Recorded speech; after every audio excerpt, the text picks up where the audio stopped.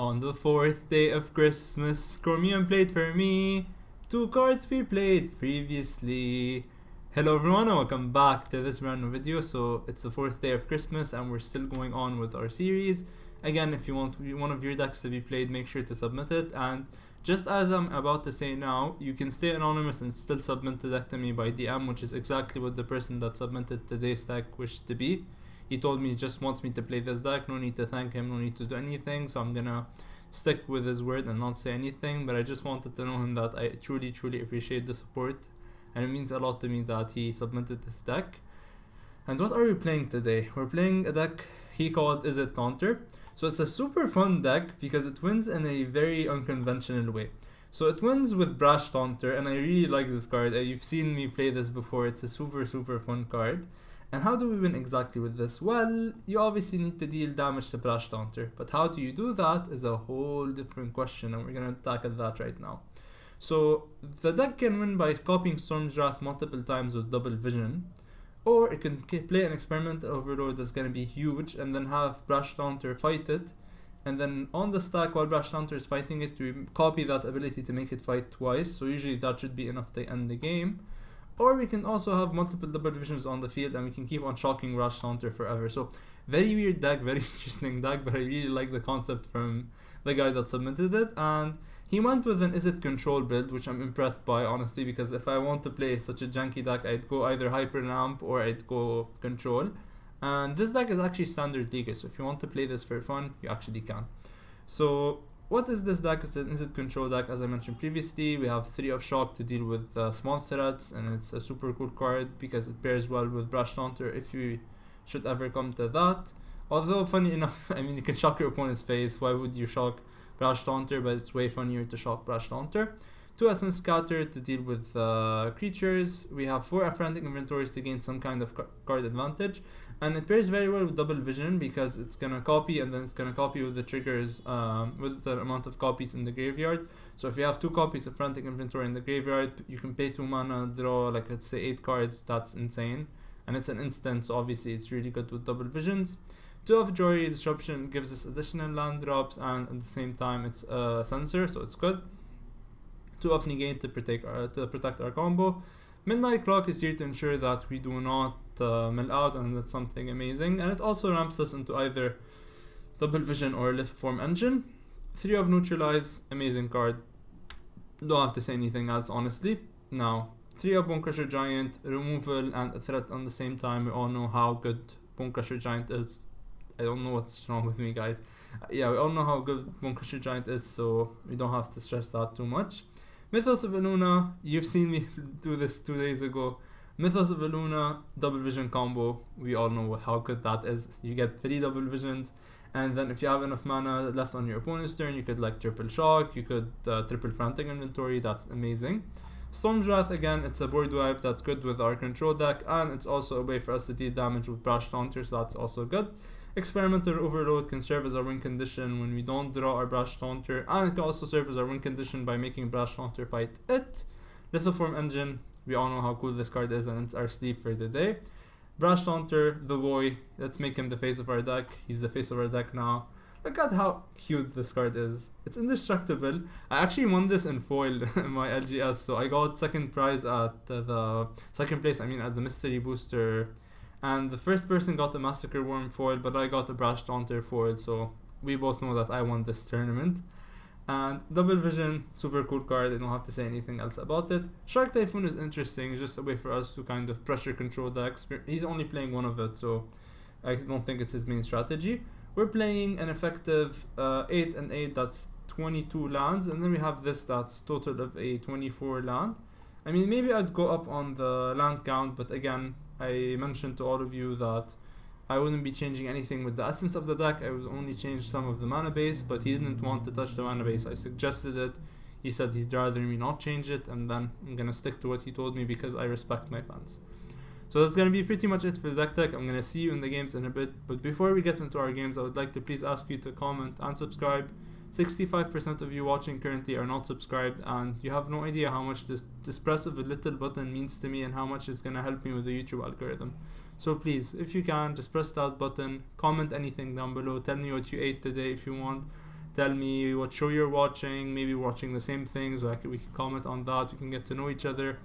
And if you want to be part of this Chromium family, you can always check out my Discord link in the description down below, and you can also use it to submit your own list for 12 days of Christmas. If you wish to help the channel beyond that, you can always check out my Patreon link in the description down below. And with that, I'll see you in the games. Going into our first game of Taunter combo, we have a double vision in our decks, in our hand, so we're gonna keep. Opponent's playing Lurrus, so I'm gonna hope that he's not playing Cycling, because I honestly don't want to face a Cycling matchup. He started with a Black Source, I doubt it's Cycling. What is it? No idea. You're playing Rogues. Are you honestly playing Rogues in a casual ladder? How sad is your life that you have to play a try-hard deck in an arena for casual decks? At least he has like good taste in sleeves, not gonna deny that. But like, why play Rogues? You can play so many other decks. What's interesting in playing a Rogue deck? You're gonna disrupt that.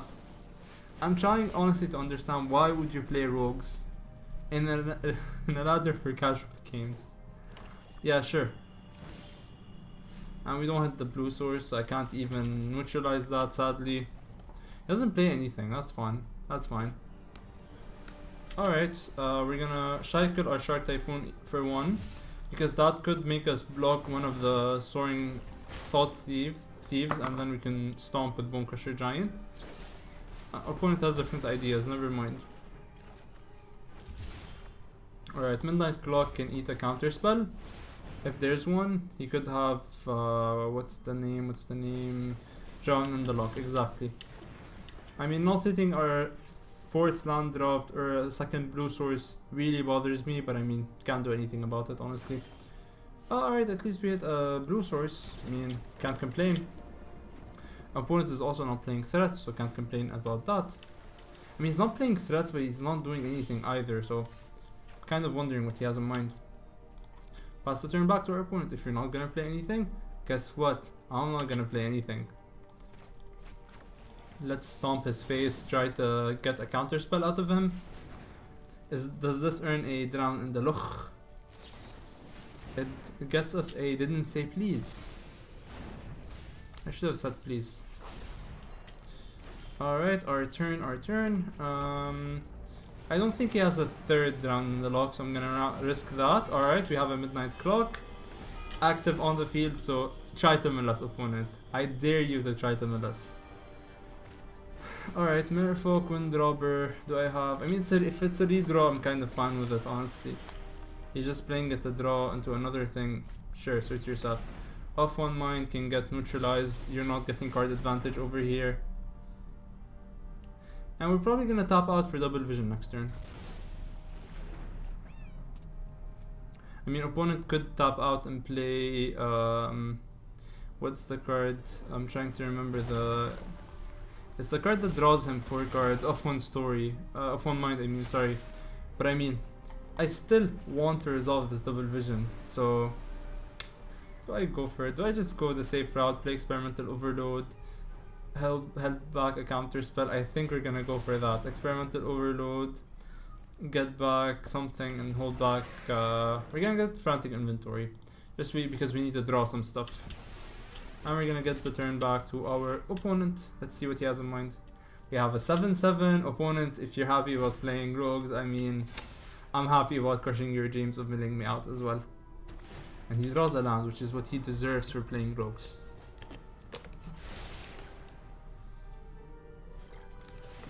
Yes, guys, stay hydrated. Okay, now the question is, he can't play Lurrus, never mind. The question would have been, do I counter Lurrus or not? We are going to neutralize that, because no, you're not taking control of my 7/7 opponent. Now, what did he discard to the top? That's gonna remain a mystery for both of us.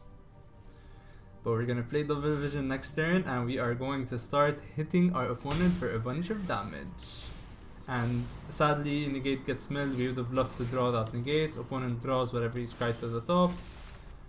There's a Neutralize, which puts me in the same predicament. I think I'm gonna play a Frantic Inventory to draw some cards. We get a Mythos of Illuna. which we could play next turn, double vision, then play Mythos of Illuna. Sounds good to me. We're just gonna attack for 7 and pass the turn back. I mean, opponent, you're on a clock, my friend. You're on a midnight clock. Sorry. Sorry. Alright, let's see what our opponent has in mind. Is it double vision control? Taking our opponent by storm. Sure. Just if you want to do an additional card, I don't mind it. Let's see.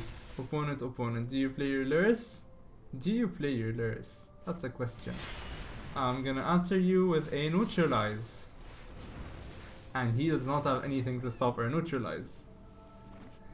And he has a favorite passage that he's going to crack so he can activate his Cling to Dust, and he might just even exile my Bonecrusher Giant to gain some life. Oh, you want to enter the story? Funny opponent. That's what you get when you're playing rogues in casual ladder. And with that, let's get to game 2. Going into our second game of Lithoform control. I mean, technically it's Brash Taunter control. Just got used to Lithoform control from yesterday. Our hand is good. We have a scatter on turn 2 and then followed up by midnight clock. Experimental overload is kind of weak currently because it doesn't do much, but hopefully we're gonna get to do more stuff with it soon. Alright, mountain are we paired up against mutate. I decided to scatter this because it's good for us on the, we're mana efficient, and that's the name of the game when you're playing a control deck. And also this, with all of the abilities that it generates, the card advantage it generates is not something I want my opponent to have. And maybe he was counting on the mana cost to be something that's useful. Alright, I'm kind of fine with this, because I'm still able to deal with it with a Storm's Wrath, so I'm fine with this. Unless I get punished and then he mutates something right now. Yes, I getting punished if he mutates anything right now. Please don't mutate something. Alright, he doesn't mutate anything. Is this lifelink? Kind of fine, honestly. Alright, what else do you play, opponent? Is it time for a Scute Swarm? Time for nothing. Let's just put a counter on our midnight clock.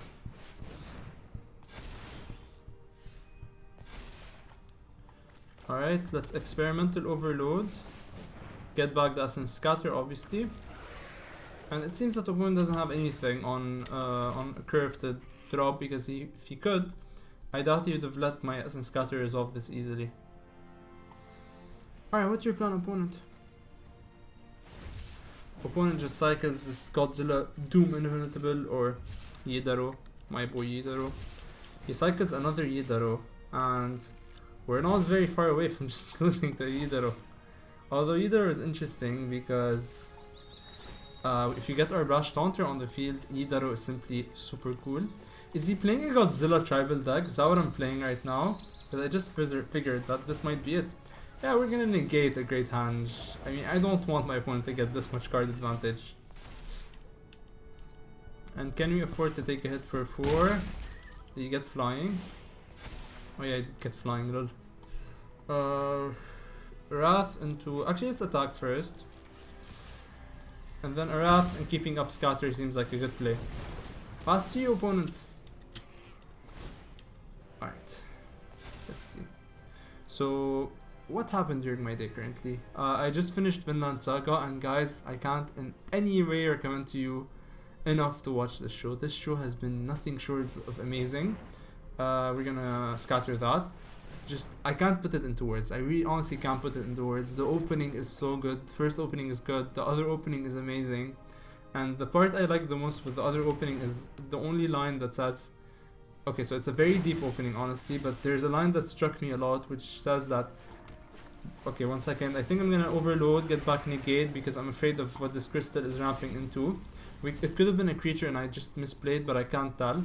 Okay, so the opening says... I'm the one that makes my final call, and that fits so much with the story, and it fits so much in general with so many things in life. So I thought you should know that. I thought you should remember that in the end you're the one that makes your final call, obviously. So Don't let anyone control your choices. And enough inspiration from a magic channel. Let's get back to the game. Alright, this Nylea could be scary because it's gonna net a lot of card advantage. I don't need to play my Bonecrusher Giant. Yeah, I'm not going to. I stomped last turn because Bonecrusher Giant is gonna get shuffled into our deck, and I don't want that. Let's hope Nylea doesn't get him anything. I mean, I think that's a bit far-fetched. And it already got him something, sure. Can't control that. Let's just draw 7 new magical cards. Let's see. And no. Sadly, there's no double vision quite yet, but we're gonna draw one soon, hopefully.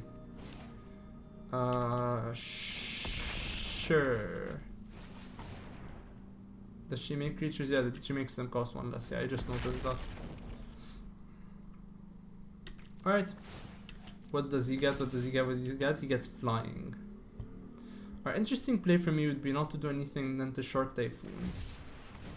Now he gets trampled. Opponent's playing something super interesting, I'm not gonna deny that. Alright, Temple. Now he can set up Nylea for sure to trigger something. He scries bottom, so that's okay. I think we're gonna try to go for lethal. So 1, 2, 3, 4, 5, 6, 7. I can make a 5/5 Shark Typhoon. And next we can board wipe, so I think we're gonna go for that. Okay, maybe you don't go for that actually. Maybe you just play Midnight Clock into Midnight Clock into a land into pass. The reason I'm doing this is because he's gonna keep scrying with Nylea, get creatures, and I don't want. I think we can wait before we board wipe. Alright, this is gonna get nothing because we can't counter it sadly. And now he doesn't get over our... Alright, another cocoon is fine. I hope he mutates into one of them. I really hope he mutates onto one of them. Yes, you get shocked. Get shocked. Yes. Or don't have an instant way. Oh, okay, I was afraid that he has an instant way to mutate. Now this enters, not with a mutation ability, so it doesn't get the benefit of destroying one of my Midnight Clocks. Now it has Death Touch. So if you're gonna block, we're gonna trade. Alright, I'm not gonna say yes to the trade because we have a Storm's Wrath. Or do I say yes to the trade because we have a Storm's Wrath? Does this pump creatures? No. Opponent thinking, which is important. It's always important to think, everyone.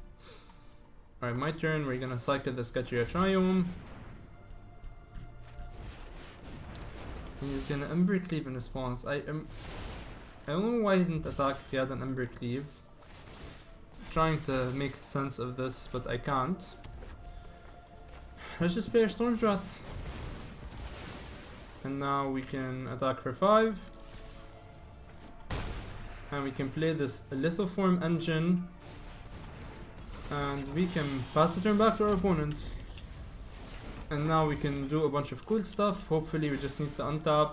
We get to play our Bonecrusher Giant, copy it with the Lithoform Engine. So many things to be done.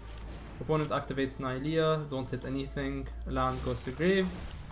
And now what do? Alright, and then another land hits the grave, and it's my turn. Or you top deck a land that will enable you to... I did top deck a land. Okay, so it doesn't want to activate Nylea now. Let's just put counters on this Midnight Clock. Double Vision isn't coming to our hands, it seems, anytime soon, sadly. Yep.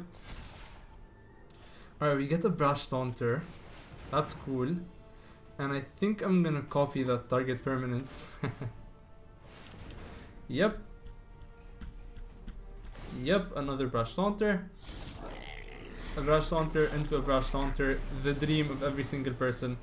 And I'm not gonna attack because Yidaro into Ember Cleave could kill us. So I just want to block. And we're not far away from winning. Alright. I mean, opponent finally hits with this Nylea. It's kind of deserved at this stage. Let's see, what does opponent top deck?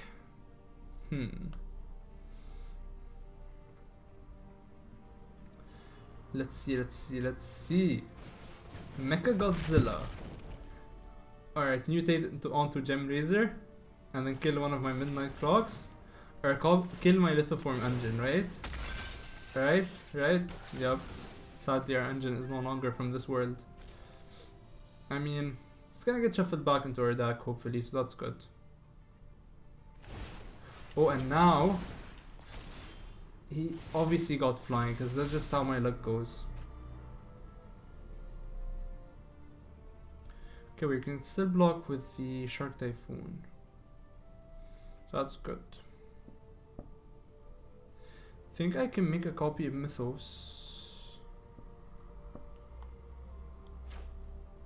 Think we're gonna make a copy of Nidea. Because like technically Nidea is a creature, so logically it should be able to fight this. Or actually, we're gonna make a copy of this guy. And we're gonna play with black. This one clutch green source coming in relevant. We're gonna have it fight. And now we're gonna have our MVP Brash Taunter fight this. And Brash Taunter MVP. And now we have exactly lethal. And now we have our other Brash Taunter fight our Shark Typhoon token. Alright, it fights it. And it deals 5 damage. And we did exact lethal to our opponent. Alright, as you can tell from this game, Brash Taunter MVP, they disrespected our boy and our boy just gave them hell.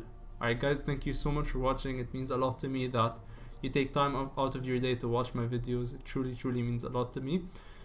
If you did enjoy this video, please do consider liking, commenting and subscribing. Commenting and subscribing being the big ones. Again, a reminder, 65% of you currently watching are not subscribed, and it would push the channel a lot if you just press that button, just subscribe. It would mean a lot to me.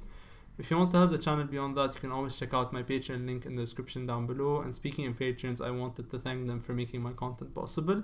And a huge shout out to I'm Mark Mac. And with that, I'll see you guys next time.